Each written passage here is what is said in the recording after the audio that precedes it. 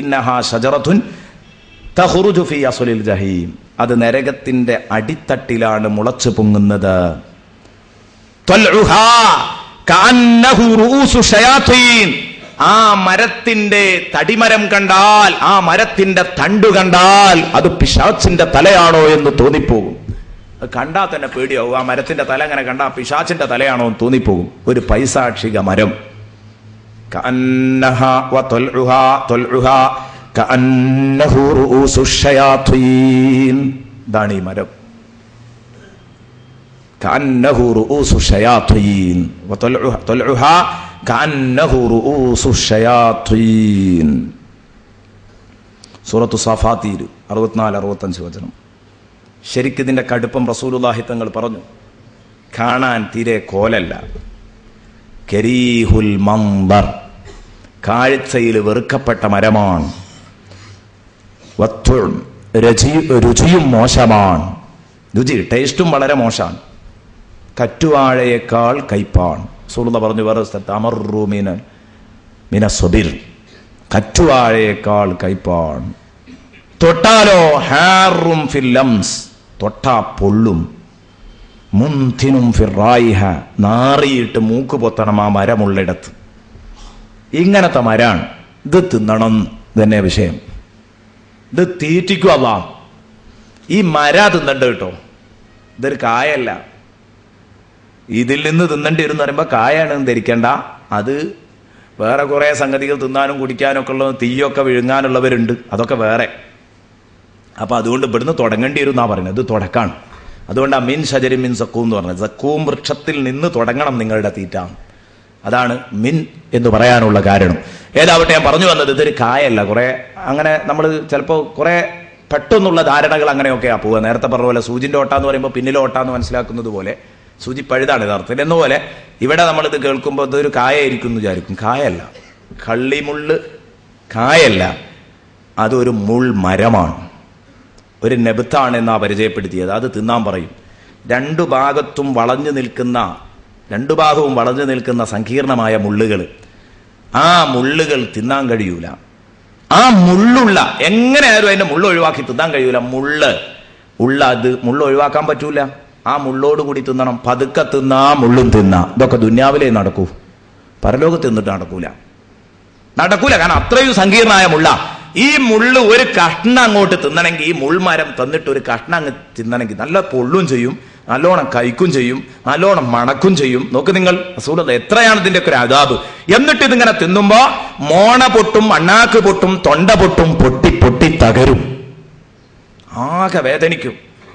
അങ്ങനെ അത് തൊണ്ടയിൽ ചെന്ന് വിലങ്ങടിച്ചവിടെ കിടക്കും.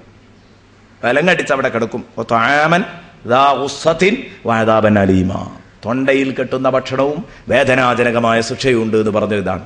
ഈ മുള്ളിൻ കൂടാരം തൊണ്ടയിൽ ചെന്ന് വിലങ്ങടിച്ചവിടെ കിടക്കും.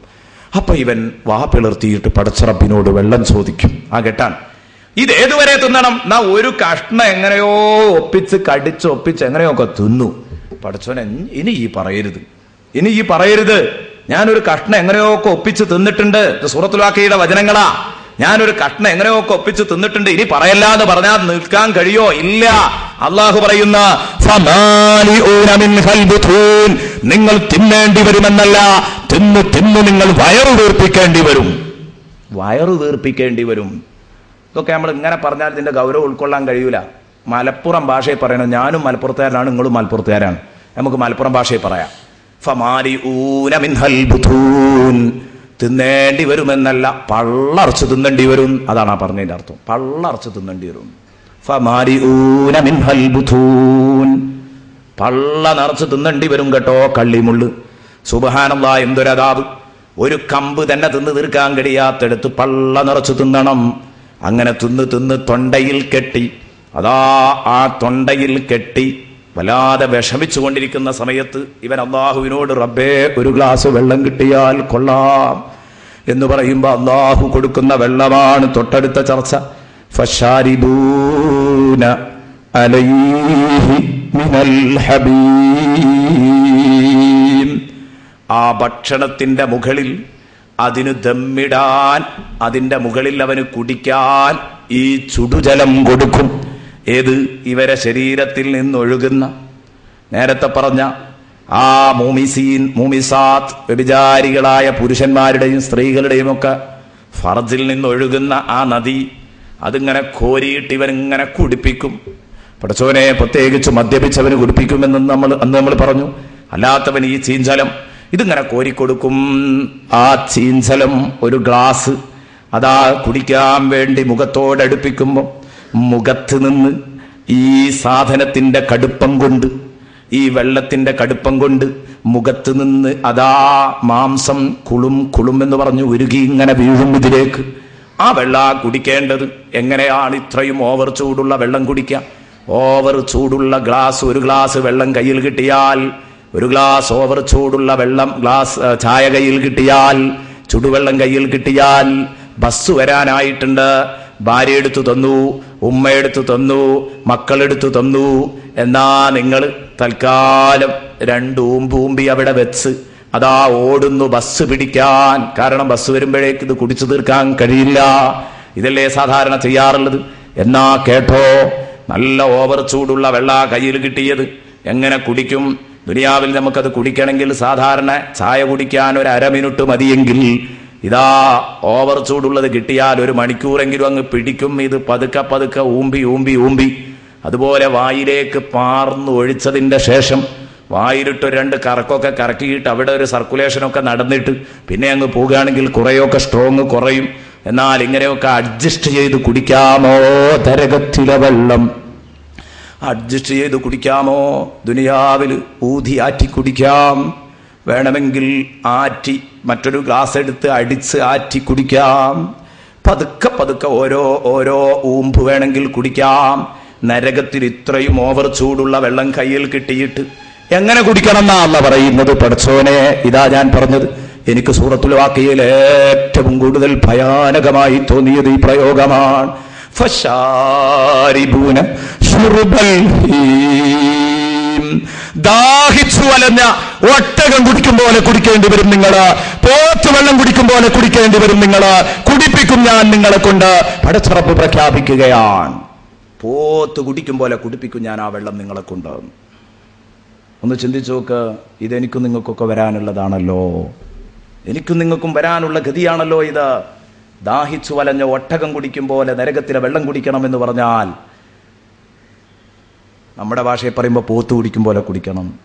അതിൻ്റെ അർത്ഥം എന്താ? വലിച്ചു കുടിച്ചോളണം, അഡ്ജസ്റ്റ് ചെയ്യാൻ അനുവാദമല്ല. സുഹൃത്തെ, എവിടെ എത്തും നമ്മൾ ചിന്തിക്കണം. നമുക്ക് കൂത്താടണോ?